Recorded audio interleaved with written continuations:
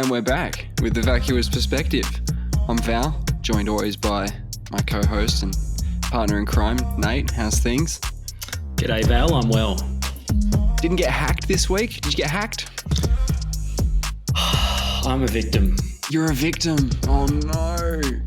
I'm a victim of a cyber attack. So just to fill you in, for those of you who missed the news last week, Optus got hacked. It's a pretty big hack. Had the Uber hack that we talked briefly about because it was all about the GTA 6 hack, who apparently was the same bloke, who they caught apparently. And now we've got this one, the Optus one. And it affects quite a few people, and you're one of them. Yeah, I heard some numbers bandied about. I heard A lot of customers. I heard up to 10 million That can't customers be were right. affected. That can't be right. That's what I was thinking. Right. I was like, not half of Australia's with Vodafone. Oh, with Optus. But Exactly. I don't know. I remember hearing that. But then I heard something in the order of, there was 10 million people affected. Maybe it's like a list of names or something, and that's it. And then there was 2 mil or so that actually lost a little bit more data. A little bit more personal data. And I think I was one of those people because I got an email saying urgent update from Optus about your personal information. Okay, give us the update. Dear blank, it is with great obviously there's a name there. It is with great disappointment I'm writing to let you know that Optus has been a victim of a cyber attack. And you see what they've done there? Right off the bat, they're playing the victim. They're the victim, right? Not you. I'm the victim. Yeah, no, they are. That has resulted in the disclosure of some of your personal information. Importantly, no financial information or passwords have been accessed. Yeah, but they just found out today that they could have got your Medicare number. I did just see a headline about that, but mine says, so I did hear that Optus had to get on the front foot telling people what had been disclosed. And so what it seems to say here is it says the information which has been exposed, I have to tell each person sort of more individually or I guess what category you fit into as to what information has been disclosed. So it says here the information which has been exposed is your name, date of birth, email, and the number of the ID document you provided, such as driver's license or passport number. Yeah. I don't know what that means, though. Can you interpret that for me? Yeah, 100 points of ID, right? 100 points. That's what they got. No, but it says the number of the ID document you provided. So that's the number, right? That is the number. So it's the driver's license number and the passport number, right? Mm-hmm. Okay, when I first read that, I thought it was telling me the number of the ID documents. Like if I agree. gave That's 2, what it sounds if like. I gave 3. But when I read it closer, I was like, no, they got the number of the ID document. What about a number of the ID documents? The most important numbers of the ID documents. Yeah, so technically they've got 100 points of ID. So I don't really know what I'm supposed to do. Yeah. And it's funny because in WA you can't change your driver's license number. I don't know why that was a thing and why it's a thing elsewhere, but you can't do it. Even if you've been a victim of this sort of fraud or whatever they're saying. Is that right, is it? That's apparently what's happened. Oh, yeah. No, I did. Sorry, I was literally just looking at this. It's not possible to change a West Australian driver's license number, but the state's Transport Minister, Rita Safiotti, said she was considering changing the rule. Yeah. Okay. My girlfriend was like, can you just get a new passport number? I was like, I don't want to go get a new passport number. Like, that sounds like a fuck around. Yeah. Or did you hear the good news? No. Tell me the good news. The good news is my legal name has been changed to Optimus Prime. Well, you can do that too if you want to. I thought maybe someone else would do that now on my behalf because they have all my documents. Right. That's what you do when you get access to someone's identity. You go ahead and change it to a silly name. Yeah, Jigglypuff, Mr. Jigglypuff. No, what I was going to say is what is the good news? The good news is he said he deleted it. The hacker. Yeah, he said he deleted it. I thought the same thing. Like if they go, all right, so we spoke to the guy, and he says he's deleted it. So and then they, I'm simulating the sort of clapping of hands to say good job, well done. He said he deleted it. So what proof would be required for you to feel comfortable, given that you're a victim? The files have been deleted, right? I'd need Because like a cyber expert or like some computer IT dude to be able to ascertain that. Is it in yeah, the recycle bin? that's what I mean. Like if he has a video, right, of his desktop and it's him highlighting the files, dragging them into the old recycle bin and then showing us the empty recycle bin, that proves nothing. Yeah, that's not even enough for That me. doesn't prove anything. Like they would need to analyze whether or not he's sent them anywhere already, like sent them anywhere else. Because once it's on the internet, it's on the internet, right? It exists somewhere. I was thinking about just putting my ID, like my name and some ID docs, just into Google search to see if the Google algorithm has started to like integrate my data, and I can just because he was trying to sell it in the dark web, right? Yeah. I mean, if they were, I mean, I think this most recent one was it was like have you seen Air Force One with Harrison Ford, Gary Oldman? Yeah. Get off my plane. You seen that? Yes. Terrible linkage I'm about to do. Okay. But there's a part where Gary Oldman is threatening the lives of the people on the plane, saying that he will execute a hostage every 20 minutes or something until the president comes out. That's right. Not guns blazing and wins the day, but just lays. I don't know what. I can't remember what they wanted the release of certain prisoners in American held prisons, and he was going to execute a hostage every 20 minutes or something until it's done. And this was the same thing with Zach in a way, because he was saying, I want $1 million. Otherwise, it's 10,000 things a day that he was just going to leak. Like 10,000, I guess, people. Right? So is that what his plan was? Yeah. Until it reached sort of the point where it was becoming a big thing in Australia, in politics especially. They were talking about it in the chambers of Parliament or whatever. Once that was happening, he said that this is all like what I've garnered from a glance. Like I haven't. Yeah. This is vacuous as hell, right? But apparently he was like, the heat's too much. I'm out. I've deleted them. You would have thought the heat's coming though if you've got millions of people's identity. Like it's a major. Yeah, look, it's going to push certain reforms in Australia. Certainly will. They were probably holding on to people who hadn't had an account with them for 5 years. They probably still had their data. You know what I mean? Why are you holding on to this data? I know why you're holding on to the data, but stop it. Yeah, right? I think that the telecom providers are treated differently with some of these privacy laws and things like that. They say, don't worry about regulating us.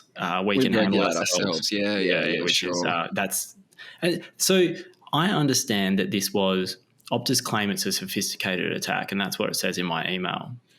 But I saw a thing online, and I think it was the Minister of Home Affairs said that is not the case. It was a basic attack.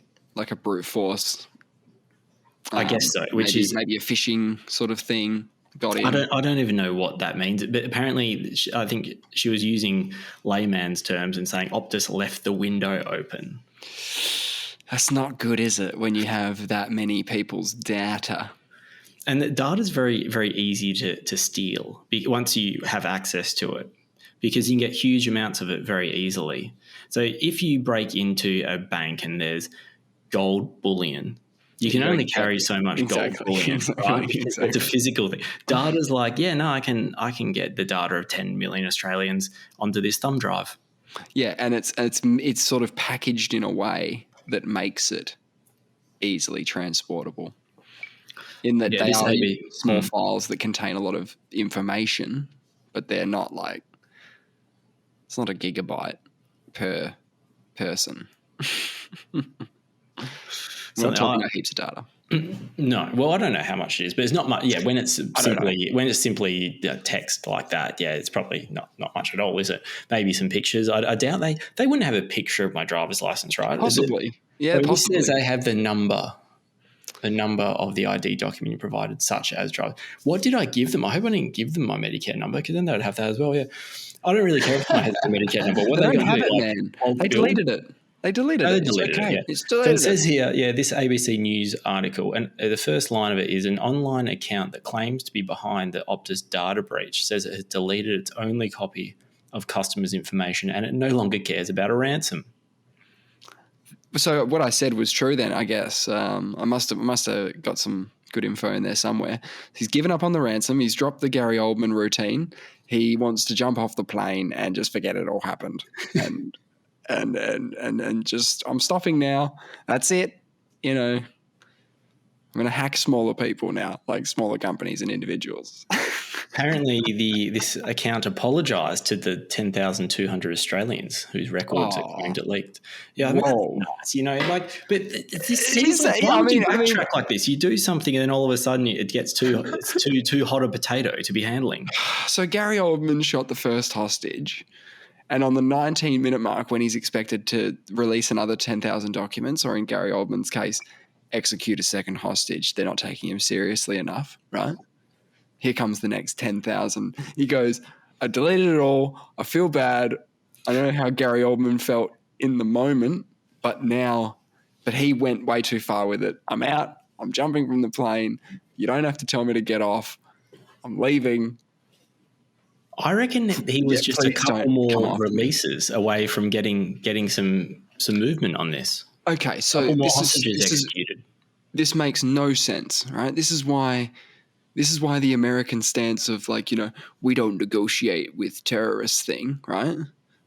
Because this hacker, right? Let's say he's a 19-year-old kid, right?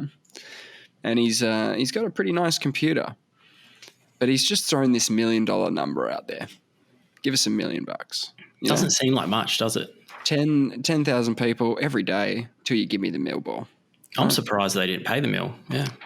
Okay, so you pay the mill, right? The company pays the mill, right? Optus fork out the mill, right?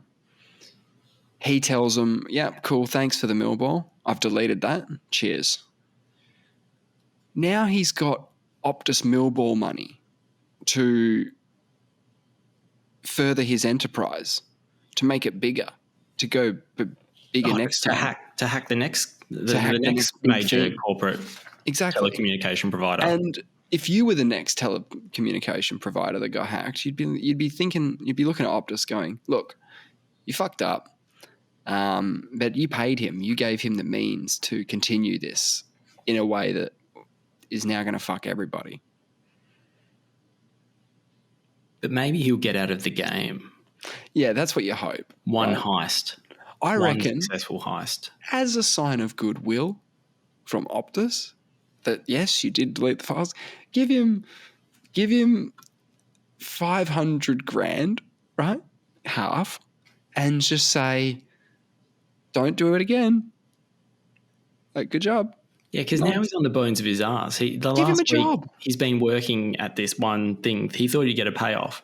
Probably hasn't eaten in a while. Now you go desperate hacker. Yeah.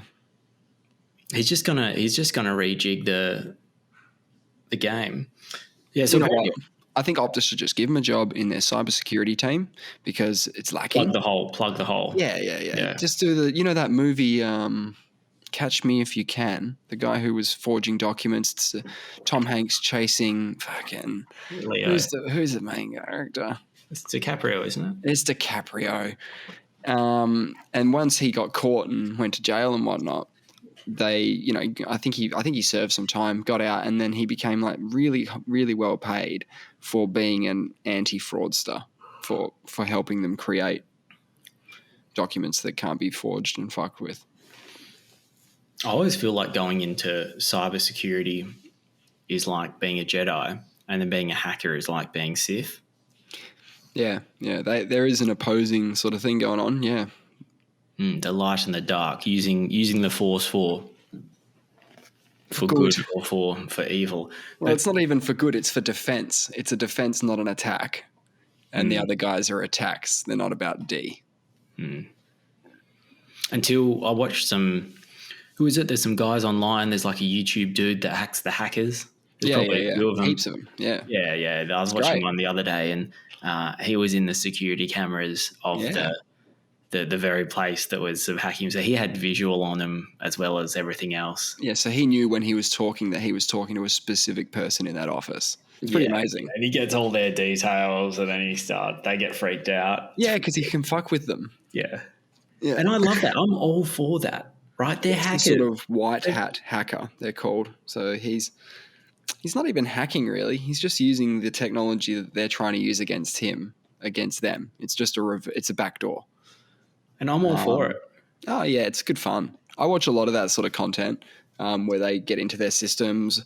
I watch a lot of content where it's just about wasting scammers' time. So you'll just stay on the phone for them for like 7 hours. They're the best. Yeah. They're great fun. Oh, and I watch revenge is sweet.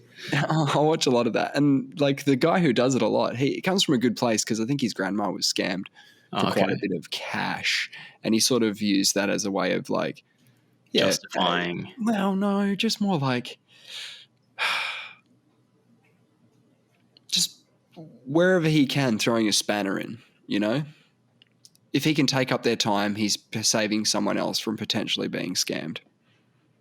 The longer he has them on the phone. There's so many scammers, right? There's buildings of these scammers, like wasting one guy's time. But it teaches him a bit of a lesson.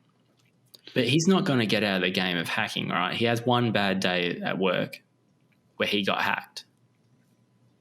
What you need to do is you need to infiltrate the whole network and really bring it down from the inside. Well, yeah, they do that as well. There's guys there's a few guys. There's the Jim Brownings who hack into. Well, no, it's not really hacking, like I said before. But he's using a backdoor and being able to access their computers. And then it's not swordfish hacking, where he's like, typing away. It's 6 keyboards. Like they're smoking. It's like an octopus. And he's mainly doing it so he can get the details of the people who they have scammed so that he can get in touch with them and say, look, I'm a famous YouTuber now and I do this for a living. I'm trying to help you get the money back and stuff, which is all good. There's the guys that waste the scammers' time. These are the scammers who call you and tell you owe them money for something. Doesn't matter what it is, new software. It might be like they might be saying there's criminal proceedings coming against you unless you give us sort of $400 kind of thing. And usually you have to pay it in these gift cards. And so he has this. They have a script and he has a script. You know what I mean? So they have their script and he knows what the script is. He's ran it a million times. So he knows all the steps. So he'll get them all the way to the point where he's buying the gift cards for them. Like he's convinced them that he's actually going to follow through with this.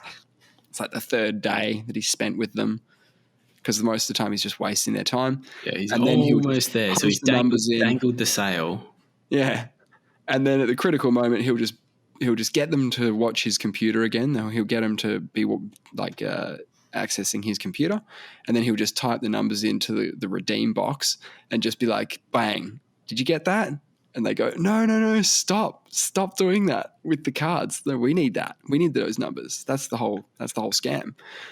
And he'll punch in the next one and be like, bang, that's another $500. Did you get that?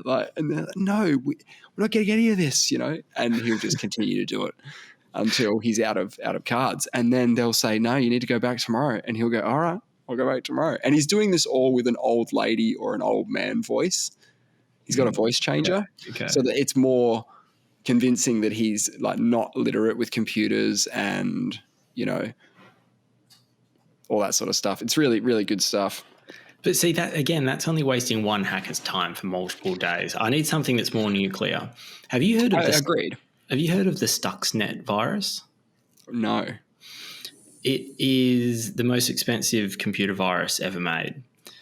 It was designed by Israel has claimed that they're behind it, but it was the US. Wow. Okay. So is this Vacuous or is this? This is Vacuous, but I'll tell you what I think happened and then I'll Wikipedia it.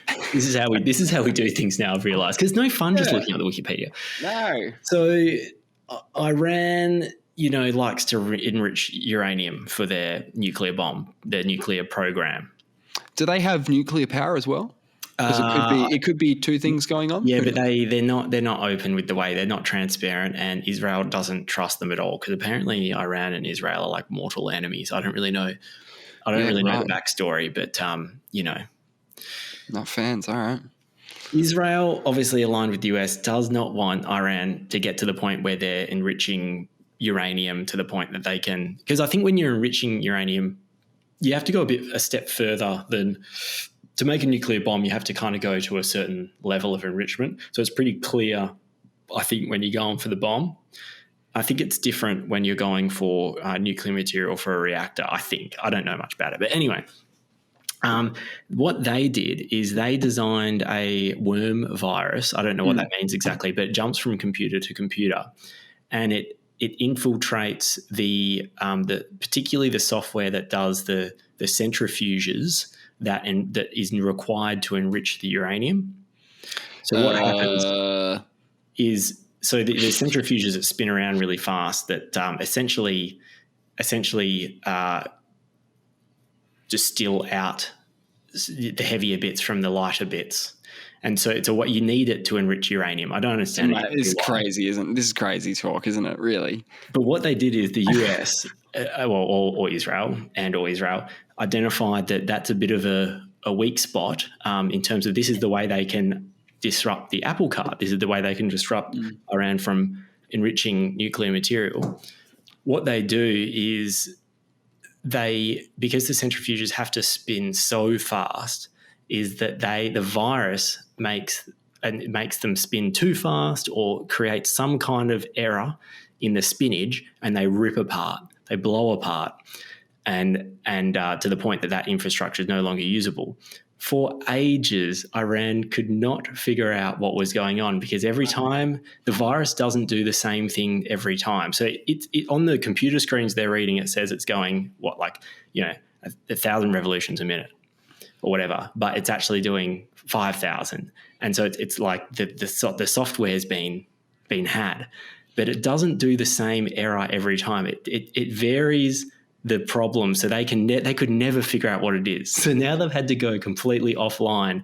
Those systems they don't ever have in the internet, and they don't let anyone plug anything into because they're like, the worm got in there at one point in time, and it's completely disrupted their nuclear. Yeah, it'd be interesting to know how much time, if they're the scammer on the other side of the phone call, you know what I mean? How much time that they had them for. Decades. They say this virus would have taken hundreds of people lots of years to create. And they talk about the language of computer viruses, because computer viruses, if you get training in one jurisdiction, right? So the Americans, when they create a computer virus, because they have certain training, it looks a certain way. It's a language that you can tell its origins is in the US, or you can tell its origins is another part of the world because they use certain, I guess, they have their standard kind of things they do. I don't know how these things evolve, right? But I think this one looks like it's Israeli. But this is the thing. You can also lie. You can also, if you create one, exactly. you really know how another language. Create it in another language. Make it look like it was created by someone else. But Israel has actually put up their hand and said they did it. But apparently everyone knows it's the US. Whoa. Okay, now it's time to check the Wikipedia. What do you mean everyone knows it's the US? What does that mean? It's almost a joke. It's almost, you keep double downing. Every time I give you an out to say, look, I don't know, you keep going, no, it's beyond the joke now. Okay, Stuxnet is a malicious computer worm first discovered in 2010 and is thought to have been developed since at least 2005. Responsible for causing substantial damage to the nuclear program of Iran. Although neither country has openly admitted responsibility, the worm is widely understood to be a cyber weapon built jointly by the US and Israel in a collaborative effort known as Operation Olympic Games. I love these operations. They've got great names usually, don't they? The Operation Olympic Games. What could that be about? It's about Iran's nuclear program. Wow, I did not see that coming. I literally thought it was going to be something about winning medals. I'm just scanning for something exciting. A worm that executes all routines related to the main payload is tackling for blah, blah, blah. Affected country. Apparently it infects so many computers over there. because that's the nature of the worm virus. It just moves through the network and lies dormant. And then when certain software is used, it kind of detects that software and disrupts it. Yeah. It'd be interesting to know how they got it in. Was it like, was it a, Mission Impossible Tom Cruise USB stick in the computer, or Awesome. was it a worm that you could just sort of like put in the world and it'll eventually get around to it? You know what I mean? According to a report by Reuters, the NSA also tried to sabotage North Korea's nuclear program using a version of Stuxnet. The operation was reportedly launched in tandem with the attack that targeted Iranian centrifuges in 2009 2010. The North Korean nuclear program shares many similarities with the Iranian, both having developed with technology transferred by Pakistani nuclear scientists. We were just talking about how Pakistan had a lot of nukes. More than we were talking about nukes last week. Was that last week? Yeah. A few weeks ago. The week before? Yeah, okay. Yeah. Stuxnet 2.0 cyber attack, 2018. Some bloke, Iran's chief of the National Passive Defense Organization, claimed that how do you passively do anything? Yeah, that's what I was thinking. It seems weird to put that in there. Yeah. But, it's kind of saying that. Hang on. Say it again. The National Passive Defense Organization. Oh, damn. I thought it was going to be defensive, because passive aggressive, no one likes that. Passive defensive, that's even weirder. Claimed that his country fended off a Stuxnet-like attack targeting the country's telecom infrastructure. Iran's telecommunications minister, blah, blah, blah, has since accused Israel of orchestrating the attack. Iran plans to sue Israel through the International Court of Justice and is also willing to launch a retaliation attack if Israel does not desist. You can see where cyber attack, they all say that the next world war will be more cyber than physical. You can sort of see how it's happening, right? Because these things go on behind the scenes. But I didn't know, I knew of Stuxnet, but that's been around for quite a while now. And there's all this related malware they're talking about now. These countries are surely it's an arms race for the best virus. Yep. Well, yeah. And this is why most of them would say we're studying all these viruses so we can defend viruses. You know what I'm saying? It's the same argument. The COVID-19. Exactly. It's the same argument. You would say we need this virus because we need to look at it. We need to understand how the virus works. So in case someone tries to deploy a malicious worm. Yeah, a malicious worm. In our systems. Exactly. We can chop that worm's head off. Yeah. That's what they'll say anyway. Well, this is why I said last week that the US's the mutually assured destruction type thing, where the US and Russia basically are rigged to automatically defend themselves in the event of a nuclear attack.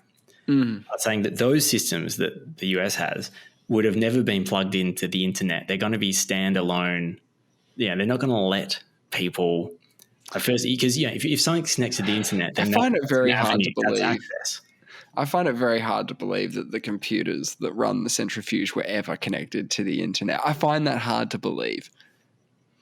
I also think the way, I don't understand exactly how the worm works. I think now they don't. Now they keep them independent.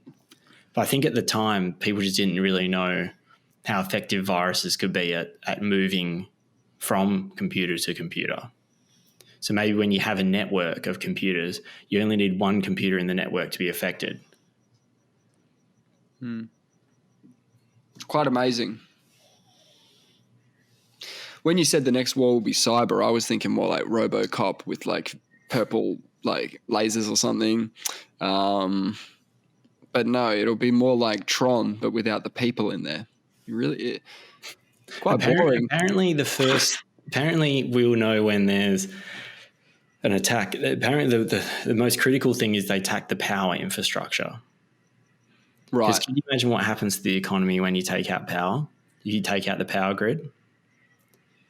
Yeah, it's bad news bears, all round. It's not just the economy, Yeah, but also the uncertainty. It's like the how scared would you be? Can you imagine you didn't even have access to internet banking? Like if those systems start going down? Yeah. Yep. Nightmare. All our retirement is in the stock market. Like some people, even if they don't own shares, they say like they don't care about the stock market. I'm like, man, you do know like all your super is in the stock market. Yeah. Stock market goes down, it's gone. Yeah, so like mutually assured destruction extends to financial destruction. But that's a very weird way of looking at like that sort of thing. You know what I mean? That like money is the least of our worries if the grid goes out and all the money disappears. That's not even the biggest problem.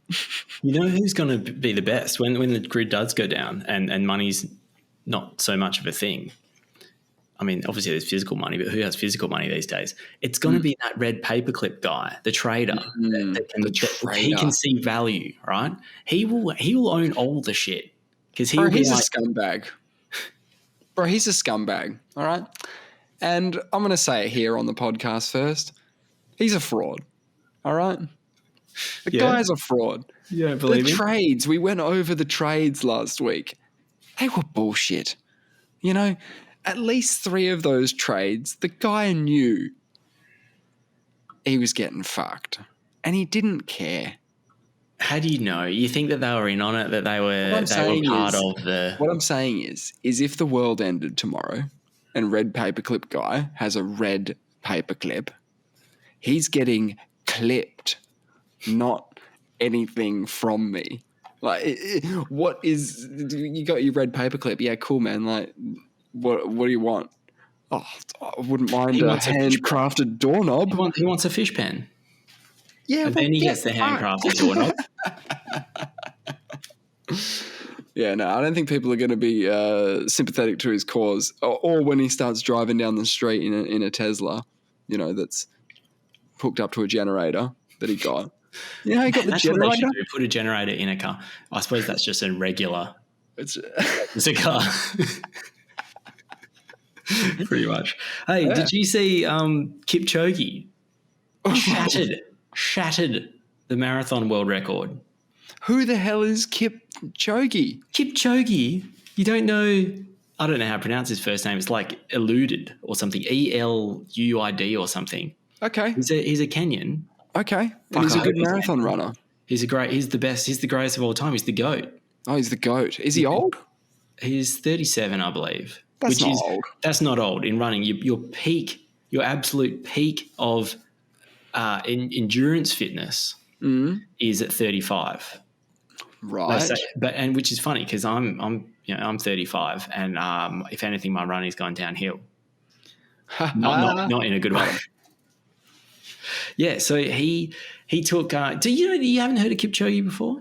I'm sure I've seen him. If he's the best, if he's the GOAT, I would have seen him a bunch. You would have seen him. He's this, thin-looking runner dude, Kenyan bloke. He ran a marathon in 2 hours, 1 minute and 9 seconds. Okay, and what was the rec? 30 seconds more than that. So I think it was I think it was around.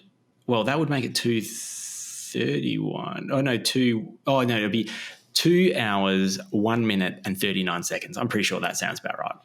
Okay.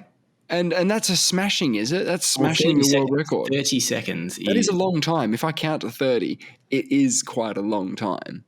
Well, when he's running 3-minute kilometres, he's running, that's a sixth of a kilometre.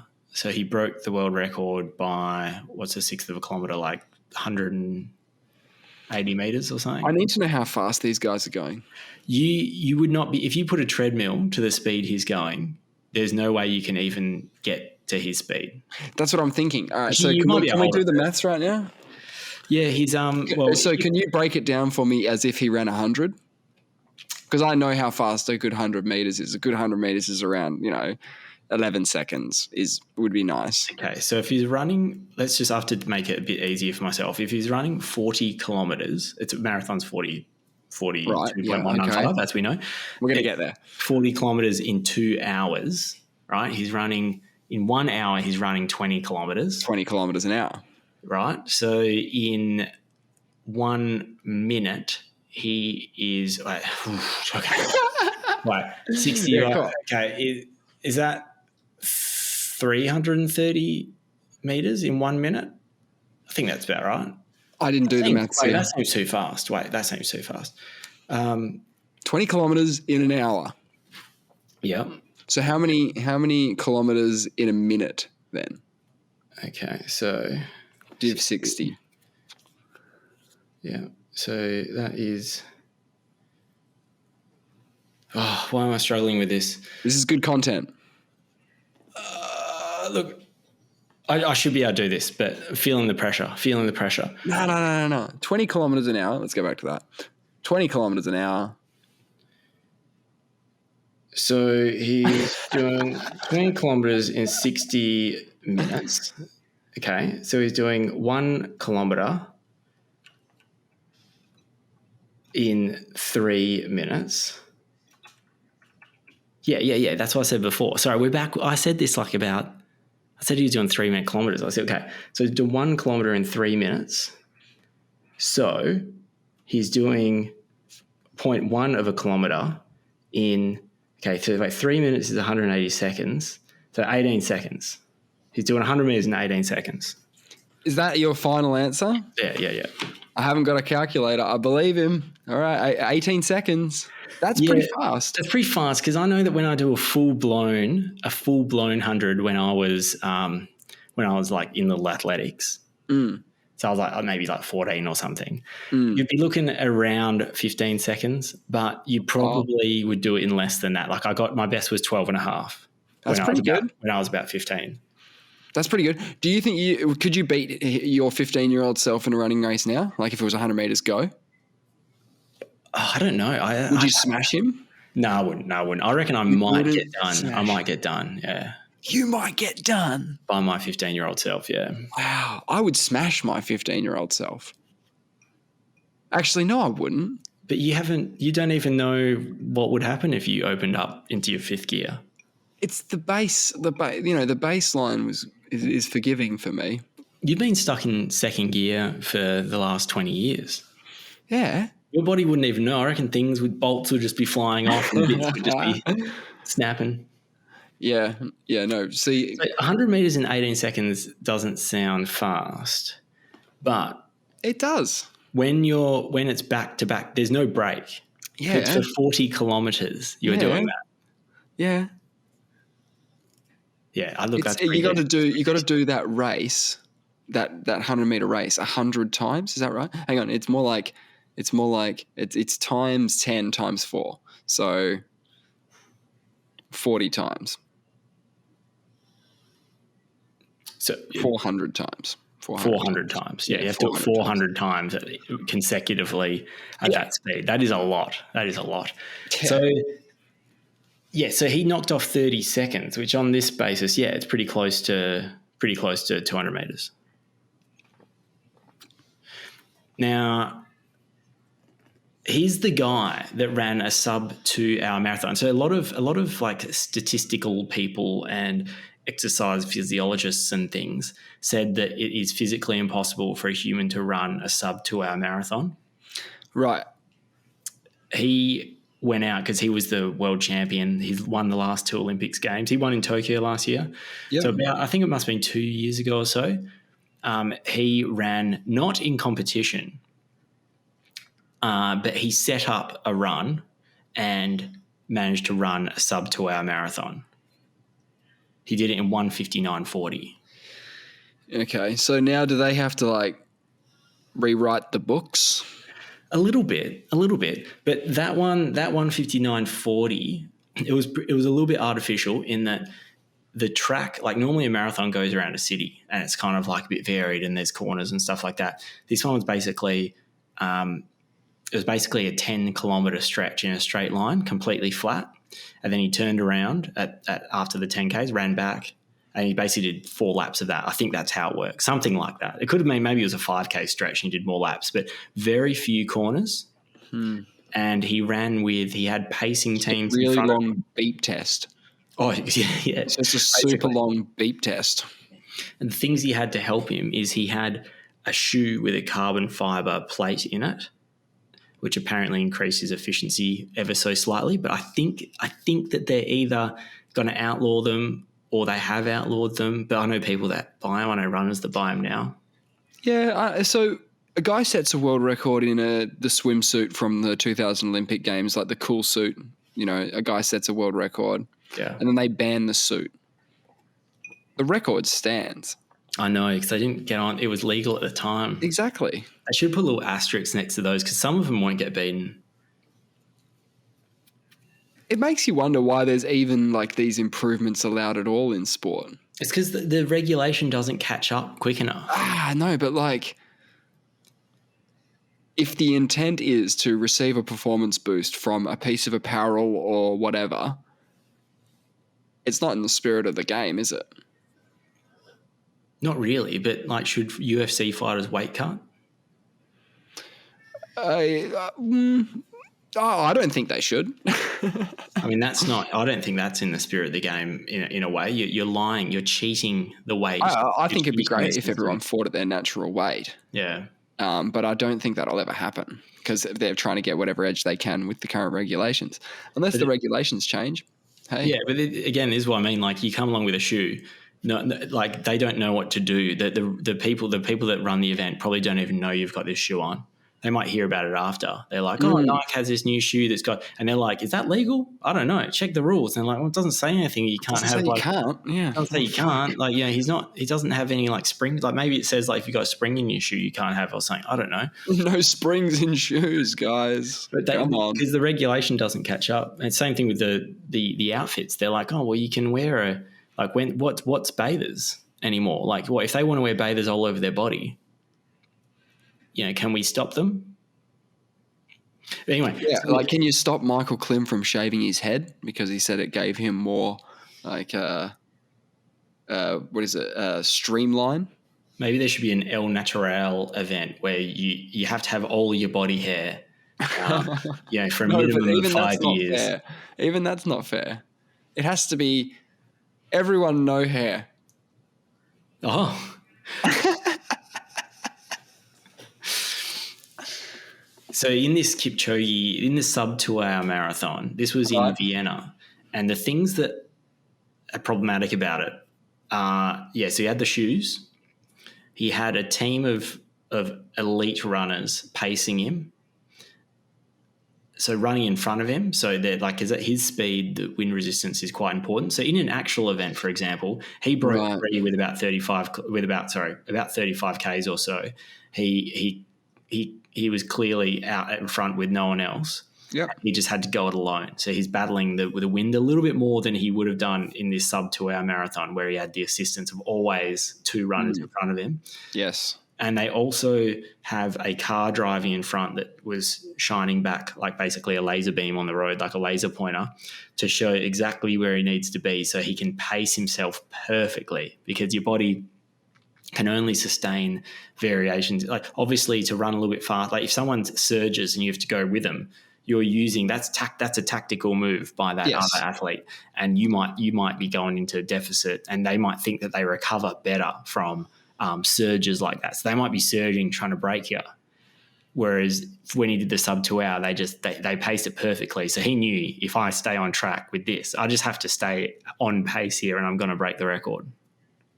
Yeah, okay. So we need a new category, don't we? Yeah, because I've come full circle on this. Artificial. No, I've come full circle on this. I like it. It's using everything you can. Chuck some roids in. Fuck it. Okay. Right. So we're going to do the roids, right? We're going to wear the spring shoes. Yeah. We're going to pick the right day. We're going to have a massive truck in front of me. Yeah. Going the correct speed. I'm not copping any wind. You know what I'm saying? The truck is blocking everything. I'm getting real good speed. Got the roids, got the spring shoes. We're breaking the world record. You know, we're doing the sub 2 hour. We're the GOAT. You could be in the draft of a Starship 2.0 and you're not breaking the world record for the marathon. Not me. Let's give it to old mate, right? Well, no one else has him- done it. That's the thing. No one else has come along with the shoes, with the runners, with the laser beams, and broke his record. Well, get out there, right? Get a few of your mates together, right? Shine a laser beam on the road. I'm sure that the car was also doing a bit of windage as well, you know? But, oh, no, we're just here for the laser pointer. We're just pointing at the road. Oh, sure. And I've run against Kipchoge. You've run against him. You've run against the GOAT. I've run against the GOAT. He did the London Marathon. He won the London Marathon in 2017 or something like that. And you entered. Yeah. But he started at the front with all the professionals. Fuck him, man. I started about like 3 minutes behind the gun, in a huge crowd of 45,000 people. That's amazing. What a scumbag, man. You would have picked him. He did beat me on that day. Oh, he got you. He beat me by he nearly did it in half the time I did it. If you're going to get beaten by the best of all time. Getting beaten by the GOAT. So we give you the roids, we give you the spring shoes, we give you the truck. Are we breaking world records? All of a sudden, I'm the GOAT, yeah. All right, well, tune in next week. We're going to break the world record. There's been a lot in the news. There has been a lot. It's been a big week. Has it? Yeah. What else do you reckon's happened this week? Is there anything that... Oh, the Queen's back alive. Oh, again? Again. She's doing it again. I'm running that joke for a little while, the Queen's back alive joke. I've been running that for a while. It's good. It's the DART probe. Of course. Hear about the DART probe? Did you hear about the successful planetary defense test? Well, what are they calling a success? Have they affected its trajectory? They hit it. Yeah, you hit it. Oh, they hit it. I guess that is big that you hit it, right? All they want to do is hit it, and then they'll measure. Amazing. They wanted just to know what effect they're going to have on it if they hit it. They just hit it. No, but the first stage of moving a celestial body is hitting the celestial body. This is the first celestial body humans have ever moved. This is the first time we have affected the cosmos. Yeah. But yeah, so I mean, it's actually really exciting. I know it's really primitive in the way we did it. Like we literally used a kinetic test, just bang into it, just bash it. Yeah. We're not landing. No landsies. No, smash. Well, I mean, this is the thing, right? Like the dinosaurs didn't have a space program. Oh, that we know of. 65 million years ago, they had no space program. Come on, man. That we know of. And the Chicxulub asteroid slammed into us, right? That's why you need a space program. That is the one thing they got wrong. They had size, they had menacing teeth, they had weird like horns and like scaly things on them, but they didn't have a space program. See this, Nate, you're just wrong again. Tell me more. What you're looking at with Chicxulub is a enemy alien sort of maybe like Apophis level threat have affected their own trajectory, like the trajectory of their own celestial body to smash into the dinosaurs whose space program was advanced. Make no mistakes about that. Fact. Yeah. We talked about it before, many, many weeks ago, that that in 10,000 years, the only thing left from human civ will be Mount Rushmore because it's made of granite. So 65 million years, forget it. So the space program could have been happening. We chucked a little piece of metal into a celestial body, affecting its trajectory in some way, shape, or form. But these guys were manipulating very large celestial bodies, and they were using them to attack other planets. That's right. So they got in a shit fight with another civilization. They were throwing asteroids at each other. Exactly, throwing asteroids at each other like snowballs. Yeah. Well, when I thought about that thing, and by the way, have they released the CubeSat picture yet? They haven't, but they've released the image of the thing. So as this thing approached, it was going 22,000 kilometers an hour, the DART probe. And it locked onto the what do you call it? It's a binary asteroid system. So there's Didymos, the big one, and there's the moonlet Dimorphos.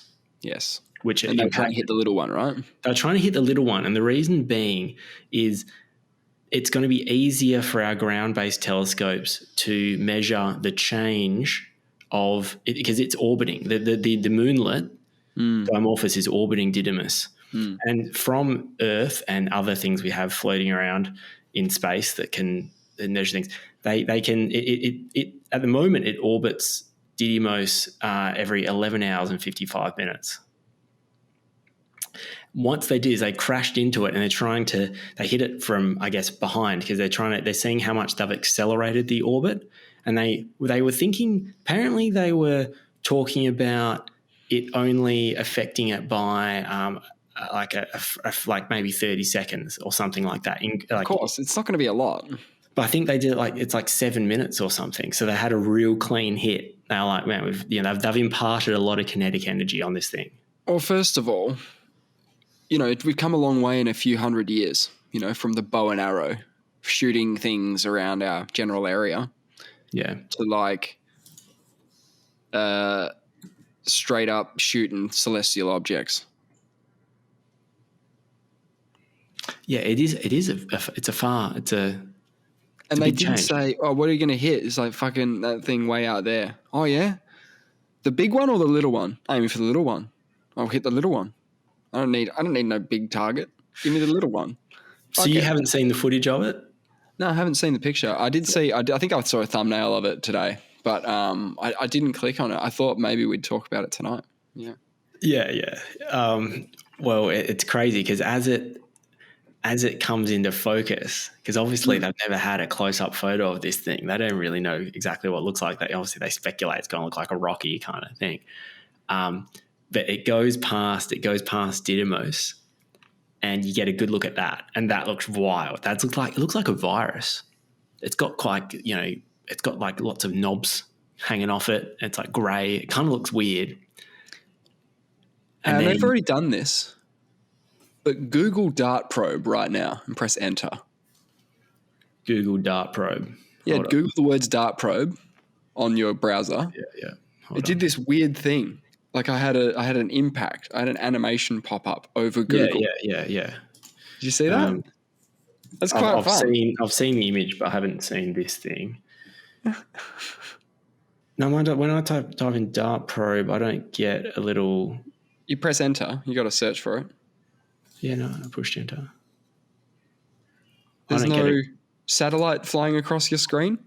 Oh, wait, I just got that. I was tripping out about what the hell's going on. And then it knocked my whole browser. Yeah, it knocks the whole browser. I was like, I had to reset it because what the hell's going on? Yeah. So it knocks your whole thing off center. That's cool. Yeah. That's really cool. That was really cool. I didn't expect that one. So we did. So it affected its orbit enough for them to make the claim like it's gonna maybe 15 degrees. So but it doesn't really matter about because they just wanted to know that they could impact something because it's a 600 kilo craft going into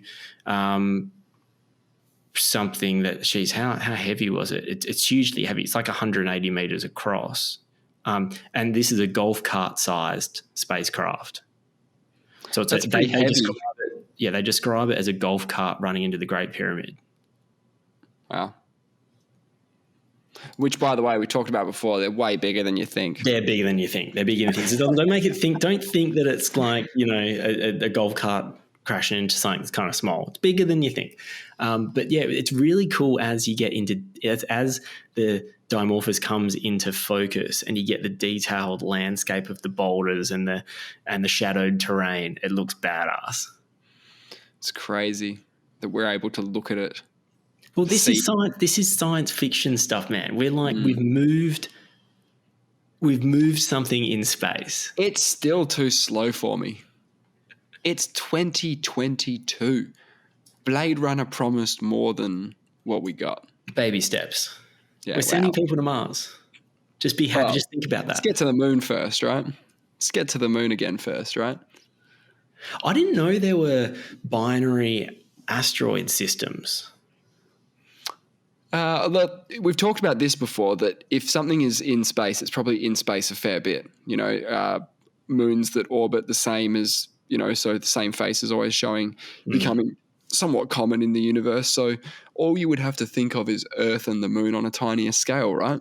Yeah. And what would be a reason why that wouldn't occur? It's still like a mass here and a smaller mass here. Of course.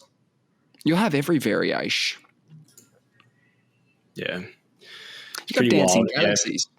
So, yeah, true.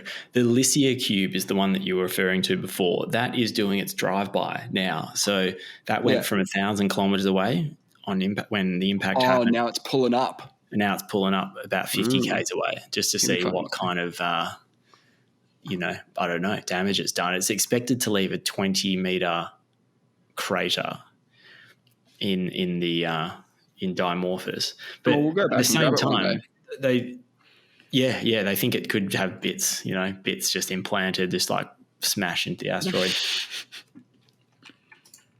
Yeah, so I'm excited. When I saw that, I was like, that's cool. And we've been talking about it for like weeks now. I know it seems to be getting more traction in the press now. Google's got things, but we've been on the DART thing for a while. I think we had it in one of our first shows. Wow. So we've been talking about it for a while. We also talked about Artemis a bit. Yeah, I think that's again due to bad weather. Yeah, that's and I think that once they miss a certain, I think that there was a window late September. I think now that they've missed that, it's going to be late next month. Correct. It'll be late October. Have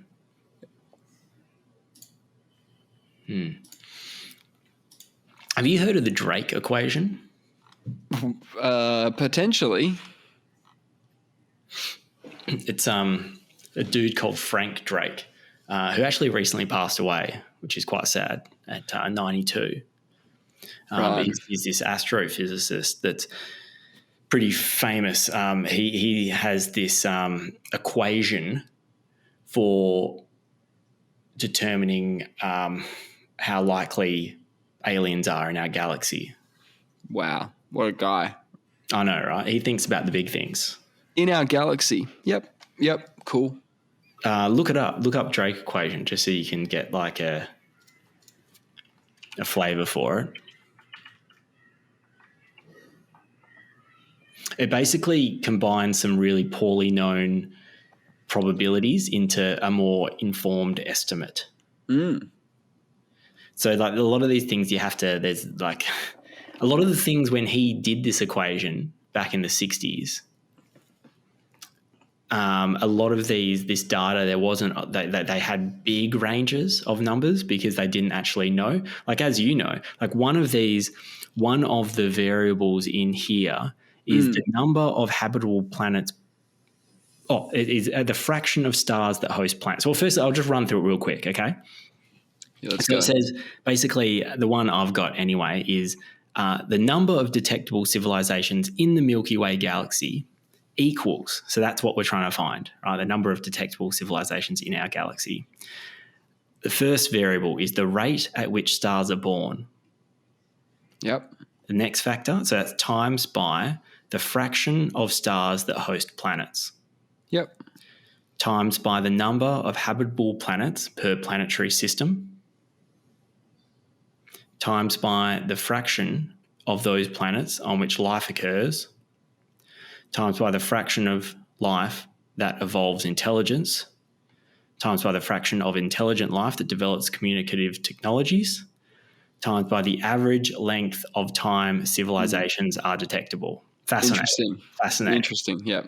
So that they're the variables you need. Now you times those probabilities together. Yeah, but okay, sure. Not even probabilities, actually. There's a rate. There's a whole bunch of variables. Anyway, and you get the number of detectable civilizations. I think when he did it and he plugs in some numbers, I think he got 10. Oh, okay. But now they say that as they're defining these figures. And for example, the number, the second variable, the fraction of stars that host planets, we hadn't even detected, because we didn't have the skills, we hadn't even detected one planet orbiting a star. What? Only in our lifetimes, in the 90s, have we ever confirmed another star has a planet. Bullshit. No, I've talked about this on the podcast before. Back in the 60s. We can see like a distant star, which would be in our galaxy. Yep. And now, how are you going to detect a planet? How am I going to detect one? Yeah. How do you find that star has a planet? Hubble would do something like that? We only had Hubble in the 90s. Well, what did we have before then? Nothing. So we had a pretty decent assumption that we can see another star. We had nothing, because what you have to do is you have to measure the intensity of light from that star. As the planet goes in front of it, it's a tiny little piece of dust. And although you can't tell with your own eye, if you have a really fancy computer, you can detect that there's a very marginal decrease in the intensity of the light, like less than 1%. And that happens if you keep looking at it, and it happens regularly. You can infer that a planet is causing that because it's regularly passing through the face of the planet of the star, and that's the only way we've been able to confirm that other stars may even have a planet. We didn't even confirm it till the 90s, so we never detected another planet. We could only just say, oh, maybe because we're a planet, then maybe there's other ones. But back in the 60s. We had no idea, and an optimistic guess, I'm told, is that 1 in 10 may have had a planet. Okay. Whereas now we know that most stars have planets. So that's one factor. When he did it, when he gets number of 10, his optimistic guess is 1 in 10, right? 0.1, whereas now we're closer to 0.95. I've got a Drake equation calculator. Yeah. Where I'm able to punch in a unit and it'll calculate the number of civilizations we might be able to communicate with. But I don't know how I'd be able to, for example, the number of stars that are born in the Milky Way each year, that's a number. Yeah. Yeah. How would I know that number? You could Google that.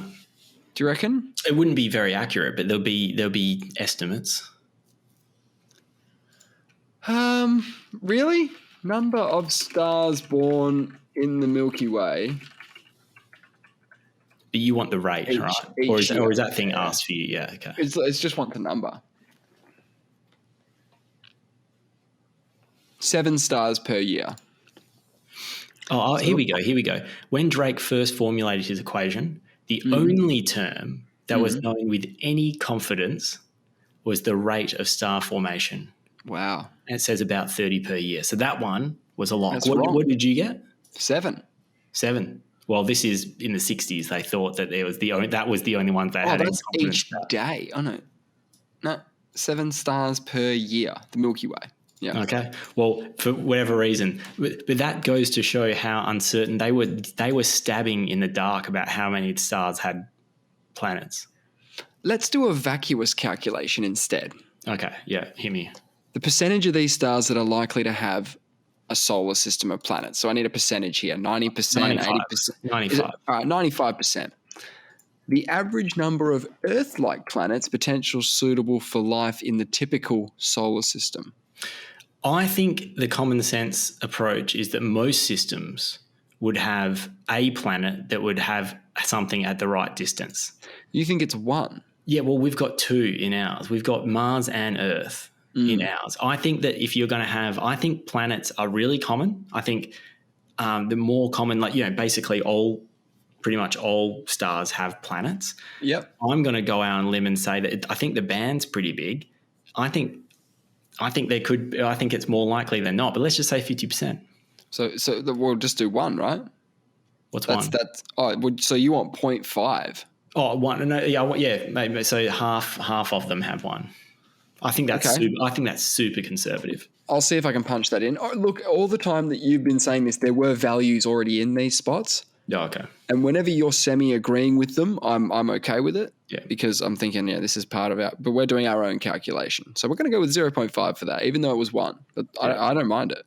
The percentage of those planets on which life actually forms. So this is a percentage again of those planets. Okay. Of those planets. I actually don't think life occurring super rare either. It could be exceedingly rare, but I don't think I'm going to say, and just bear in mind, this doesn't take into account when it happens. It's if it happens ever If it in its happens, history, yeah. because there's a factor later on that says that factors in the time within which this happens. I'm going to say, let's just say a third. So that's 33%. Yeah. All right.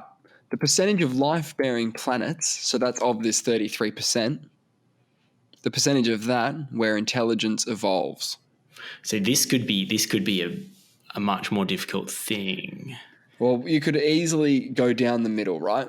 Because to say that this is a rare thing to have the ability to get to the point where, where we've got the internet, we've got rockets and we're launching them at things in space, that we're in that percentage.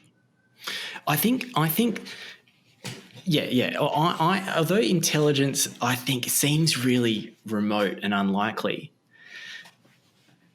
it's also a competitive advantage. Do you know what I mean? Like, it's almost inevitable that intelligence with life gets this because point, even multicellular life happened a number of times on Earth. Like, it didn't happen once. Like, so getting life might be super hard, may be really rare. But I actually think it's probably more common than we think. And then to get to an intelligent life, although it seems fucking crazy, it just probably happens all the time. Yeah. So wait, you want a percentage? You want likelihood? Yeah, let's get a percentage. Okay, I'm going to go conservative again. I think this is conservative. Some people, of course, who knows? This is vacuous as anything. I'm just going to say a third. Wow, we're going 33% again. Yeah, I'm going again. I like the number. Here's the thing, right? The next qualifier, like the next thing we're going to get, I think you'll want to rethink that one. Okay. Because I think you're giving her too much cred to the word intelligence. Because the next question is the percentage of intelligent species that produced interstellar radio comms. Yeah. I see what you're saying. Okay, because intelligence is just a competitive advantage over. That's just like a predator, basically, that's using now. So I'm going to say that's. We're going back. Well, you're going from scum to animals, really, is what you're saying. Jesus Christ, I wouldn't call them scum. I'm going to say it's pretty likely. I'm going to give it 80%. Whoa. Okay, now you're going the other way. 80%. 80%. I think that and like you said, it's inevitable. Yeah, it's inevitable. It can happen over and over again. Because it's like I said, it's competitive advantage. I think eventually you just evolve intelligence. Okay, now just to recap, 80% of these life-bearing planets evolve to have intelligence. Yeah. And they belong to 33% of planets in a random solar system, a typical solar system. Yeah. And that's where we're at so far. Yeah. Next one, the percentage of intelligent species that produce interstellar radio comms. Okay, what I'm going to do is I'm going to write down the amount of animals that I think are intelligent. I'm going to say a dolphin, a cuttlefish / octopus. Cuttlefish. Yeah. They dream and stuff. They're wild. They're like, but if they're so literally have smart, consciousness. How come they just wash up on the beach if they're so fucking smart? How come they just wash up on the beach? You need the ability to manipulate your environment. Like you need opposable thumbs. Like you at least need tentacles. They sort of have tentacles. Cuttlefish, octopus do. Look, if they spent less time dreaming, which is fascinating, by the way, and more time, not dying, maybe they wouldn't end up on the beach so much. That's all I'm saying. I got nothing against cuttlefish.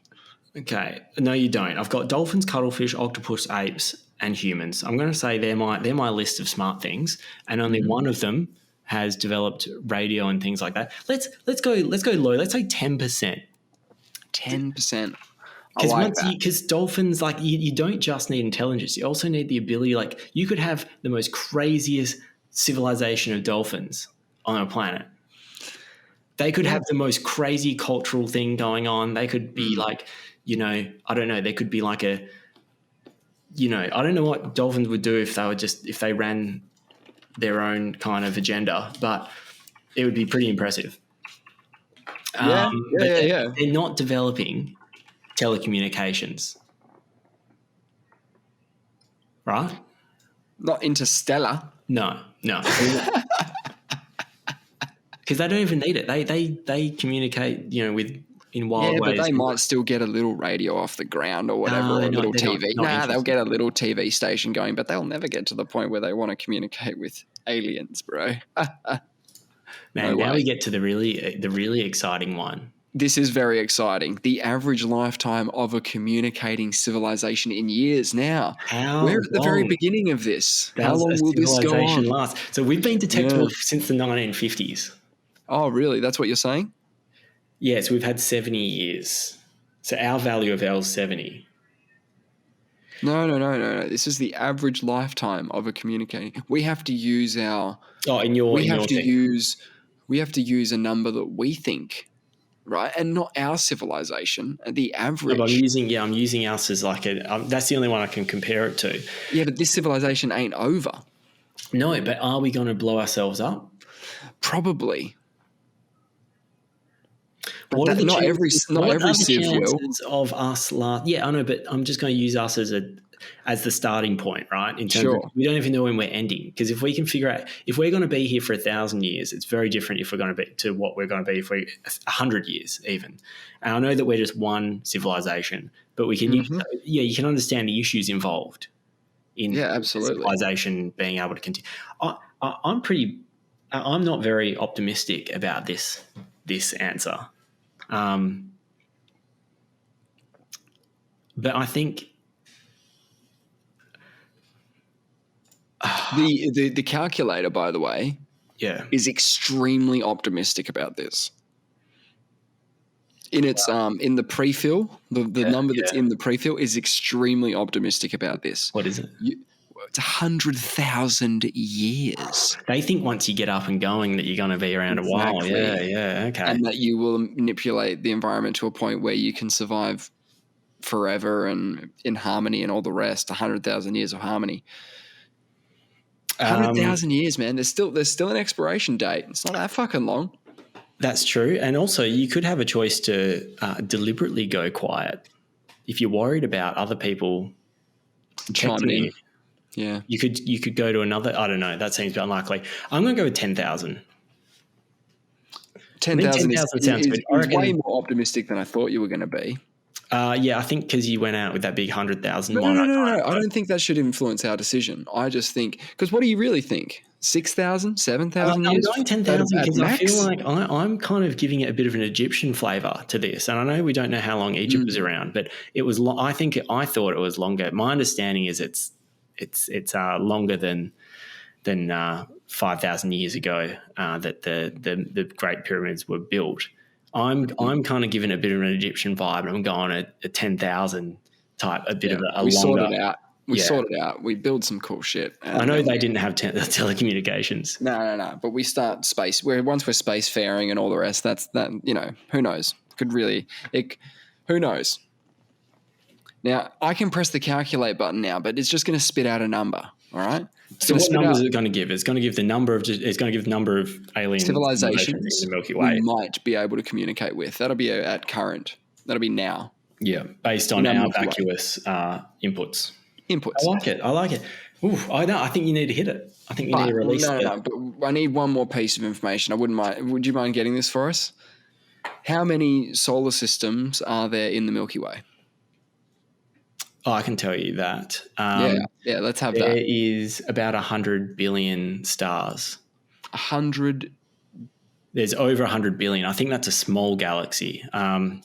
Isn't it 200 billion? Anyway, this is all about so it doesn't matter anyway. In the realm of, like, when you say a number like that, it's like when I say 100 billion, it's in between 10 billion and 1,000 billion. Like it's in that order of magnitude of 100. Could be 100, 200, could be 400 billion. Yeah, and between 1 and 4, but probably 200 billion. before you pump out the number, Okay. there's Fermi's paradox is since there's so many other technological civilizations in the Milky Way, where the fuck are they? Yeah, you just summarized it in a word. Yeah. But this, because he started looking into this, and what I'm saying is we're probably going to get a number that is quite large, and Yes, we're going to say, where the fuck are they? Correct. All right, I'm going to press the button. We're going to find out once and for all how many Apophis level threats or otherwise are out there in the Milky Way. 200 billion systems, probably. And in that, Jesus, I like this number, 877. It's a sexy number. That's a good number. That's not outrageous. No. That's not outrageous. Okay, just remember, this is one of hundreds of billions of galaxies. So we've done the calculation for one galaxy, our own neighborhood. Yeah, we've done our own calculation. Of billions of galaxies. So next time, this is what I said the other week. I said the question has become not if aliens exist. Correct. It's where are these civilizations? Like, maybe, as I said, maybe not. And this is so this number is detectable civilization. So these are ones that are around right now in the Milky Way that we can communicate with. Yeah, that are having their interstellar radio comms time at the same time as us. Can we go super conservative with it? So bang that calculator back up real quick. All right. So the number of stars born in the Milky Way each year, we're not going to change that. 7, right? 7. Yeah, okay. Percentage of these stars that have solar systems or planets, you said 95%. Okay, but let's go 50%. That is super conservative. Right. We're going to praise bigger than that. Yeah. We're going to keep going. The average number of Earth-like planets potentially suitable for life in a typical solar system. Let's say 10%. The average. So that would be 0.1. Yes. Okay. The percentage of those planets on which life actually forms, you said 33%. Let's make this really, let's say 1%. Wow, we're going like full let's like we're special. Let's say 0.1%. So special. You know what you said before, you know what you said 1%. Before, by the way. You said, I don't think the process of life forming is actually like that uncommon. I reckon it's pretty common. So now that's 1%. All right. Moving on. I know. The percentage of life-bearing planets where intelligence evolves. You said 80%. Yeah, because I think it's kind of inevitable. Let's say it's not inevitable. Let's say 5%. 5%. Wow, this is grim. The percentage of intelligent species that produce interstellar radio comms. 5%. You said 10%. Now you're saying 5%. Now, get grim with me. The average lifetime of a communicating civilization. Average is hard. That's hard. Forget about it. 1,000. I reckon they're going to destroy themselves. Yeah. No, that's not very nice. 1,000 is a fine number, though. You ready for your calculation? Yeah, I'm just trying to see how low I can get it. All right. You're going to like this number. 0. 0. Just 0. There's no. It just says 0. Oh my God. Now, if I press reset to defaults, it must have been one of his calculations. Okay. It's going conservative on the number of stars born in the Milky Way each year. They're saying 2, we said 7. Okay. All right. Percentage of those stars that have solar systems or planets, 90%, they've said. The average number of Earth-like planets in the typical solar system, 1. So they're saying there's one Earth-like planet in every solar system, right? Potentially suitable for life. Yeah. 70% of those planets have life form on them. 50% of the percentage have life-bearing planets where intelligence evolves.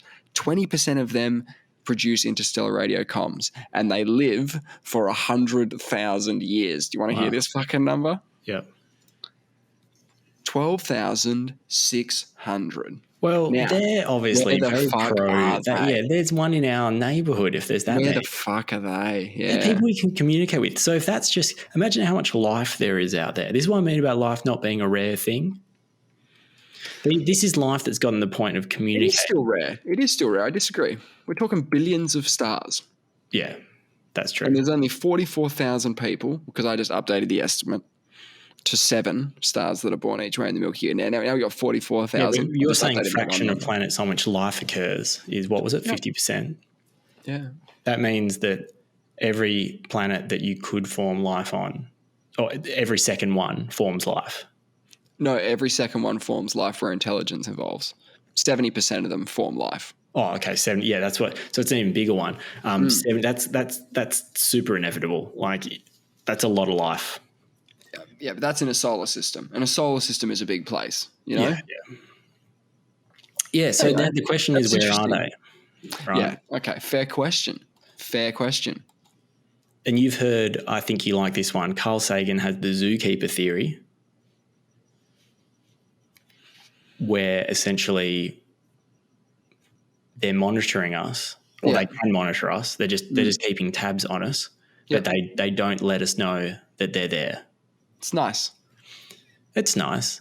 The fact Carl Sagan, maybe we're just about to put ourselves on the map because we just affected our first celestial object. We're actually doing shit in space now. Yeah, maybe we have to do something to be let in, because it only takes one civilization to break this pact of silence, which does seem quite inevitable. If there's this many, if there's 12,000 out there and they've got some kind of arrangement to like, don't let these guys know, even though we're looking for their radio waves and stuff and we don't know. But it's a big place, man. It is a big place. And they're just so far away. That's what I always think. You know, when you say it's a big place, it is. It is a huge, huge place. So as I've said, we've only been emitting electromagnetic radiation for 70 years. Yeah, so it's not a lot. 70 light years away doesn't even get us to – well, I think if you're trying to detect us using electromagnetic waves, only a handful of solar systems – haven't even got the signal yet. And they would have to be there at the same time that we'd have to be looking for each other at the same time when we both got telecommunications and the ability to communicate. And then if you detect it, say someone's detected us, they're like, oh, we need to send a signal, right? And it takes like another 70 years? So maybe someone even sent a signal to going, oh, that's true. That's true. And we just haven't noticed the signal yet. You know what? I think you might have. You know how we did the in our lifetime game? How we whether or not things are going to happen in our lifetime? I reckon we're going to see aliens. I mean, we're going to that's what I was going to say. Detect alien life, but we won't communicate with them. Get a signal back. A signal. Yeah, that's pretty cool. Maybe it's already happened and we missed it. Have you heard of the WOW signal? Of course. That's pretty cool, but that's easily explained. I thought. Was it? Well, because it happened once, and it was surprising, but they have searched that area of the solar system where it happened. Yeah, maybe it was like soz, we out. I don't know. I think it was something that like bounced off something, and it was basically crossed wires. It was probably an Israeli worm. No, just in the computer system, going wow, because it was just a bunch of gibberish, right? And then it said. Like I don't know if they're just the signal that came through was I think 5 that come through in our system is a bunch of letters and numbers. I think it was 5EQUJ6, but it only churns out numbers and letters that are like I don't understand how. I think it only churns out 1s, 2s, 3s, and 4s. Yeah. So once it starts getting the numbers, it's really like it's detecting something strong and. Of like I don't know information like it's anyway. So the guy, and the reason it's called the WOW signal is the scientist dude that interprets this data circled it and wrote WOW next to it, going like, well, like what is this? And we have scoured that area of the galaxy trying to find that signal again, and it's not reproducible. So me with the sort of taking a more scientific view of it is anything that is not reproducible is not good evidence. But this is the strongest candidate for an extraterrestrial radio communication ever detected. But it's not reproducible. I like it. I love it. I love the WOW signal. Well, are you saying it's horse shit? Well, I'm saying it's. Wait a minute. Wait a minute. Are you saying it's horse shit? I'm saying it happened. But I think that it could have. Sometimes there's been cases before where they're trying to detect the SETI operation, the search for extraterrestrial intelligence, is scouring for signals. There have been times where like something that is an Earth signal, a signal that has derived from Earth, has bounced off a satellite part, flying through the sky and briefly rebounded it back to Earth, and something picks it up and goes, holy shit, a big ass signal. Where did that come from? And they're scouring, where it was pointing, and they can't find anything. I'm saying it was an accidental rebound, or it was if it's not reproducible, it makes no sense. It didn't. You're going to feel like a real dummy when they go, hey, we're here. We're the 6EQUJ5s. And you're like, oh, it's the 6EQUJ5s. They were just saying who they were. What I don't get on board with is that the Earth is a unique, special place where life has evolved, and we're God's creatures, and it's only going to happen once, and we're special, and our souls go to heaven. Man, do you know what the most hilarious thing is? I didn't even think about this till the other day. There's no animals in heaven. What do you mean? There are no animals in heaven. None. And I was like, what? Why are there no animals in heaven? This makes no sense. Sorry. The church says they don't have souls. That humans, they say humans are special, and we have souls. Yeah, I don't like that. That is the most human-centric bullshit. That makes me upset. The whole thing is pretty human-centric. So human-centric. Like that, it takes the human and goes, oh no, we're so much more special than all the other life on the planet. Yeah.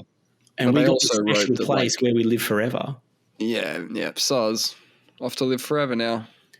I think what upsets me the most is my beautiful little dog, Luffingham, has never stepped a foot wrong in his life. He only wants to please people. He's just lovely, right? He's never harmed anything intentionally in his life. Yeah, I'm really sorry to tell you this, but not only is Luffingham not going to heaven for eternal life in the comfort of our Lord Jesus Christ, he is going to, because I think if you're soulless and you die, that's hell, right? You're going straight to hell for that one. You got no soul to go to hell. No soul. No. Yeah, maybe they chuck him in. Okay, you know how we're going to upload consciousness soon into digital heaven. Digital heaven. We were talking about that recently. Yep. Now, because we're not constrained by the rules of the church. Correct. We can upload. We can have animals in our heaven, in our digital heaven. We can upload their consciousness. Your animals. So we don't distinguish. You have to ask them first. Our hard drive is big enough to house different forms of consciousness because we've got big hard drives here at Digital Heaven. Yes. So we'll get, and I would like to live forever. I don't really like the idea of living forever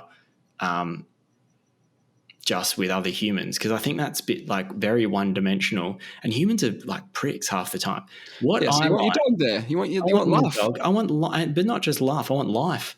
I want other like plants and animals. I want fungi. What are you talking about? I want mushrooms. Digital heaven. You'll be digital heavening. Yeah, but what? We're just like with you. I'm digital heavening now. It's okay. No. So you'll be. Yeah. So we're just communicating via digital means. Where this is where it's conscious. What's the plural of consciousness? Is it consci? Consci. Yes, it's like consci. Are just kind of melding. We're having a conversation. We're doing some stuff. Yeah, but I think once we're able to talk to our pets, you'll be able to have that discussion with love and say, look, mate, do you want to live forever digitally or do you want to die a natural death? And sorry, I should probably tell you about death as well while we're talking because you can talk quite candidly to your dog now. It's going to talk candidly to you. So, it won't be pulling any punches. Once our consciousnesses can communicate. Yeah, no, so I think that's going to be a relatively soon thing, I think, the ability to communicate with our animals. Do you reckon I'll have an app on my phone and it will be interpreting their... Exactly. Brainwaves. Yeah. Brainwaves. Yeah. So it's not just their bark, because their bark probably. No. It'll talk to you like we're talking now. I know what Luff's thinking half the time, though. He looks at me. He looks at me, right, with his big eyes. He stares at me, and I know. I look at him, and I'm looking at him with big eyes, and he's looking at me with big eyes, and we know what we're saying. I know, but you'll be able to. But isn't that weird? We look at each other. I know he's trying to tell me. He says, he's looking at me. I'm eating a pie, and he wants that pie. He's looking at me. That's what he'd say. He'd say, "Can I have a bit of that?" But do you reckon you would say, yeah. Would you say, "Give me the pie"? Yeah, dude, he might. Give me that fucking pie. And you'd be like, "No, mate, I'm going to have as much pie as I want. And if there's any pie left, I'll give you some pie." I'd love to have that conversation. But I pretty much do that anyway, but it's just a whole series of looking at each other and no's. Me just telling him no. It's just the next form of communication, technologically based. It'll happen.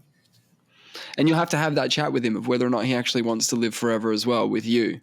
Because he might say, "Dude, I just want to, when I die, I just want to go." He might just want to go because he might know more about what's going on than we do. He might understand the circle of life and that his body will enrich the soil and the soil will enrich the plants and that he will live on like we've discussed previously as well. Yeah, do your job. It's the last job you got.